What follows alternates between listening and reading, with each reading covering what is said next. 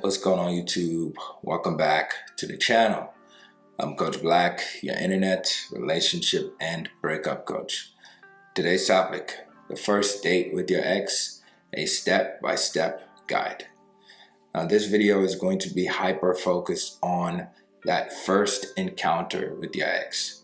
See, for a lot of people, this meeting is extremely daunting because maybe you haven't seen your ex face-to-face for multiple months at this point. Maybe weeks in some cases. And so obviously it's very important to you that you make the right impression. And so I understand that, and we're going to highlight what exactly you should be doing and how you should handle the date.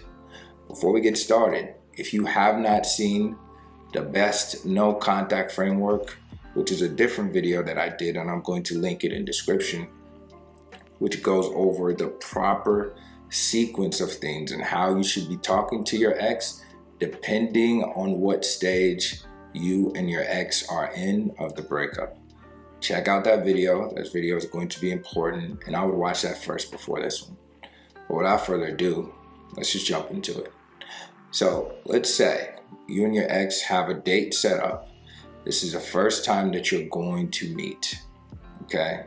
This is what you should be focusing on.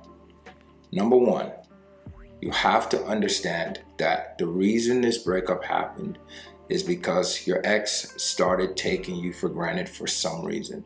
Their attraction dropped, and likely their investment level in you and in the relationship has dropped as well until they walked away. So from this point forward, we want your ex to always be investing more than you. Okay, so however you convey that, your energy must always be a little less invested than your ex, even on the first date. Now, the first date after no contact, I'm going to break it down into 3 B's, okay? The 3 B's of the first date with your ex. And so as I walk through all of this, it's going to show you how we can raise attraction and continue to move your ex along the process of reconciliation. Okay. Now, before we get into the 3 B's, let me say this. Okay. If all else fails, I want you to focus on your mindset before you go to this date. Because the more important that you think this date is, the more you're in your head, the more you put your ex on a pedestal, the more you feel like you must win them over today, the more likely you're going to push them away permanently. Okay, so you have to be more focused on being in the present moment. And again, we're going to structure this date with the 3 B's. The first B is going to be building rapport. Remember, you haven't seen your ex face to face in a while. Maybe you've had some phone calls, and maybe there have been some text messages. But if you're doing no contact properly, you should have shown less investment over the phone until your ex finally took the initiative to ask you out. So there hasn't been a lot of communication. So what you want to convey during this section of the date, this first part, is that you're not upset, you're not angry, and you're not heartbroken. You're able to have fun. You're able to be open. You're able to talk to your ex in a respectable way and have a good time with them and chat about just the everyday things going on in your life and in their life. Now, let me say this. You must not be focused on fixing the relationship. That is not your place, and this is not the time for that. Okay, so you're going to be less focused on dealing with all the problems and all the issues that went wrong. This is all about building rapport, being comfortable with each other again, being able to sit across from each other and laugh, tell a joke. So again, be relaxed and allow your ex to communicate with you. Now, if they ask serious questions, you don't want to be a robot, but again, always try to redirect back into the present moment. As much as you answer their questions, you don't want to dwell on the negative, because you must remember this. Whatever feelings that you invoke in your ex, whatever you make them feel during this date, whether it's anger, hatred, all these feelings is what they are going to associate with you. So the more positive you are, the more positive the encounter, the more you're laughing, the more you're having a good time, the better impression that they're going to have about you after the date, and the more likely they'll want to fix things. Okay? So building rapport, that's the first B. The second B is what I want to call breaking rapport. Now, this is important as well, and this is a very critical part of your date, but also it's a critical part of attraction and desire and getting someone interested and invested. This is where you pull back a little bit. Now, this should be subtle. Okay, I'm not telling you to be angry with your ex or to dismiss them completely, but I'll give you a brief example what this may look like. So breaking rapport just essentially means you're not agreeing with everything that your ex is saying, right? And you're not just saying things just to get on their good side. And sometimes you might agree depending on the context, but it still breaks the rapport. Let me give you an example. So one thing that your ex may say to you while you're trying to have fun and have a good time, they may say something like, I don't think we're a good match, or I don't think we can ever fix this relationship, or I don't know if I'm ready to get back together. And you will agree in something like that and say, hey, like, getting back together for me right now is not on the table. We really have to see if there's been a change, if we've both improved, if our life is better. And if that's the case, maybe we'll see what happens. But yeah, I totally agree. I don't think we're ready for that. I don't think that's on the table. It's definitely not on the table for me.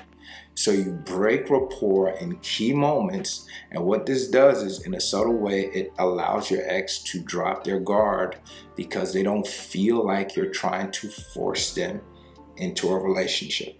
Now, I will say this: when you break rapport, okay, you don't want to stay there too long. You again redirect into more positive subjects and more positive conversations. Now, B number 3. Okay, this is the last part of the date, right? Towards the conclusion, is that you want to give your ex the impression of being free. Okay, you want to conclude the date positively, all right? But you want to leave them wanting more. And they need to feel free, like you're not trying to force them back into a relationship. And this is subtle because, remember, hopefully you just had a good time. There was a lot of laughs. There was maybe a little bit of talk about the negative, but we kept it in the present moment and stayed positive. So overall, it was a good time. It was a great date. And now you're ready to say your goodbyes. But you're not lingering. You're not saying, hey, when next am I going to see you? You're not forcing things physically that aren't there. And if your ex is trying to be physical with you, you want to be moving extremely slowly.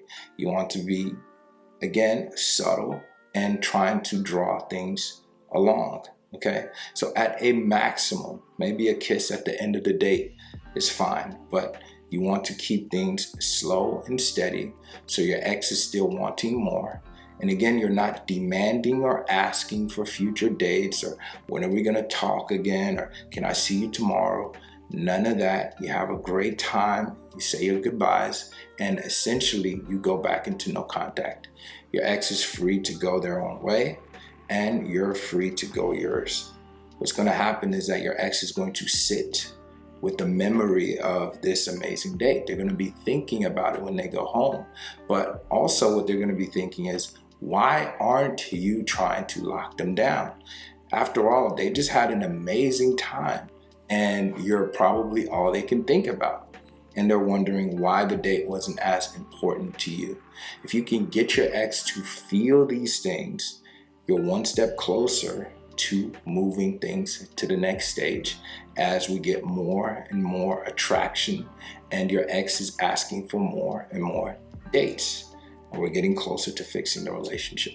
So that's the structure that you should be thinking about when you're going on that first date. Remember the 3 B's.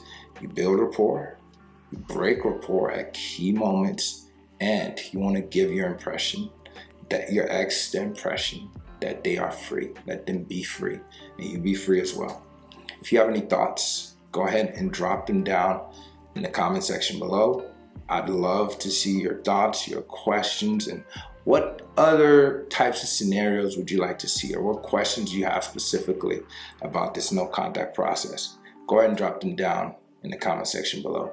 If you want to talk to me one-on-one, the quickest way to do so is to click the first link in the description, and we can talk about your situation. It's truly an honor, and I'm blessed to be here to support you through your breakup journey. And I'm looking forward to seeing you on a coaching call, or maybe on the next live session. If you haven't already, be sure to subscribe to the channel and hit the bell so you don't miss any of the future videos that I put out on this channel. Appreciate you for watching. I'll catch you in the next video. Peace.